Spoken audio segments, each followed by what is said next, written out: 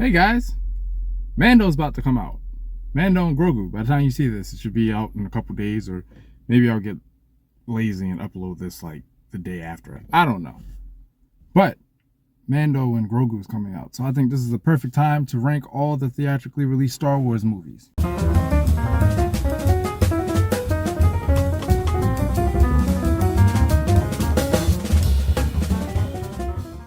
This list is going to piss off everybody somewhere.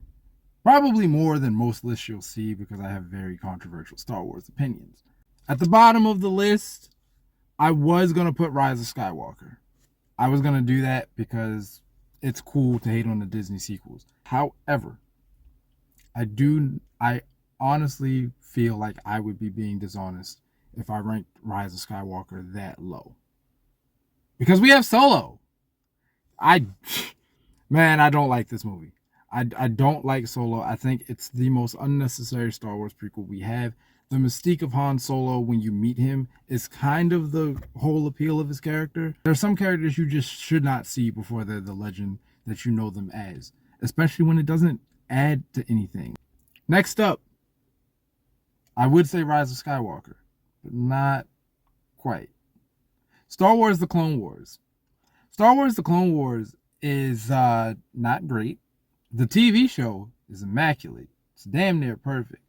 The movie, not great. The fact that Anakin was given a Padawan at first was very just it was a weird call. It was off-putting, right?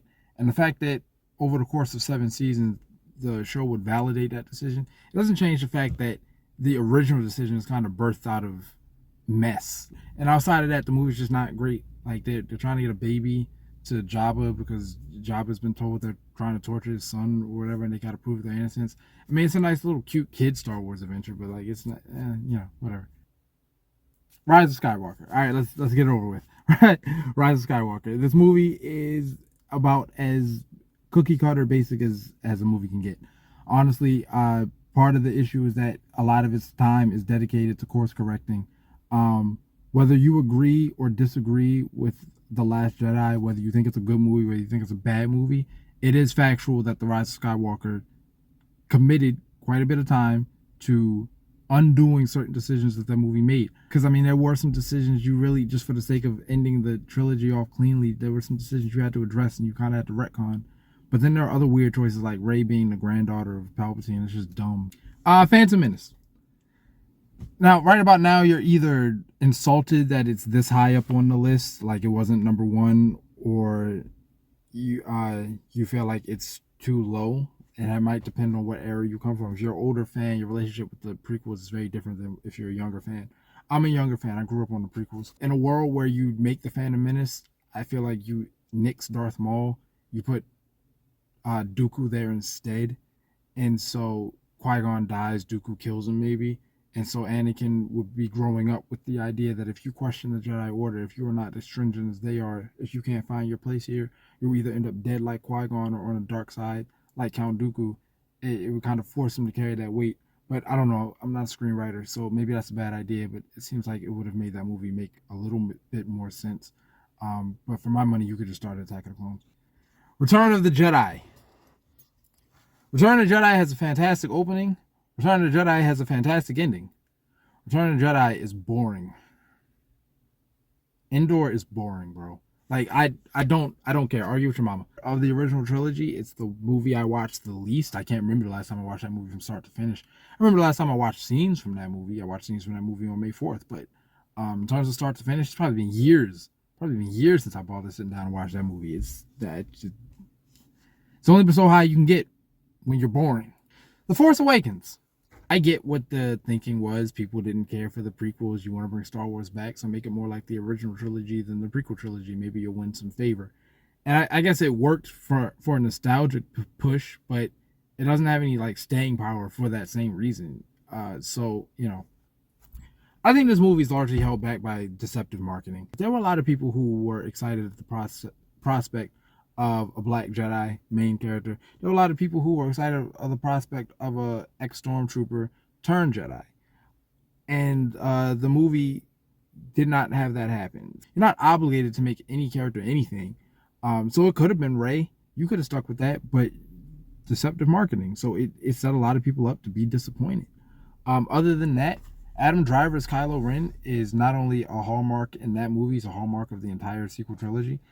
Kylo Ren felt like what Anakin should have been portrayed as in the prequel movies. Star Wars: A New Hope. It's the OG. It's a good movie. It's the reason we have this massive franchise. There's not much to complain about it, but as somebody who did not grow up with those, I grew up with the prequel. I mean, I grew up with those movies, but I grew up with the prequels primarily. I wasn't there when Star Wars first came out, so I don't have the mind-blowing anything of Star Wars being a thing. So when I see A New Hope, I see a good Star Wars movie, but it's not a defining Star Wars movie for me. I can't force myself into that history. I'm most likely going to watch A New Hope at any point in time. If I watch any movies from the original trilogy, I'm most likely going to watch A New Hope because it's reliably entertaining and it closes the book from start to finish. That could be the only Star Wars movie if you wanted it to be. Thank God it's not, but it could be. It's a complete story. The Last Jedi. If you've spoken to me personally or if you listen to any of the Star Wars videos, you might be convinced that I hated The Last Jedi. I think The Last Jedi is a good Star Wars movie. It's a terrible sequel. As a middle chapter, that is bad. Undoing stuff from your previous movie, flipping everything on its head, not for narrative satisfaction, but just for the sake of flipping it to make an unexpected movie. Well, not the greatest idea. Rian Johnson is one of those guys who makes really good movies, so he could make a Star Wars story solo movie. But just being in the middle of a trilogy like that, to make an independent movie in the middle of a trilogy, it's just not a good idea, man. It's just not a good idea. Rogue One. Rogue One is how you prequel. Rogue One takes an event that is understated in the original series. It's mentioned once in A New Hope, but it is the decisive battle of the rebellion.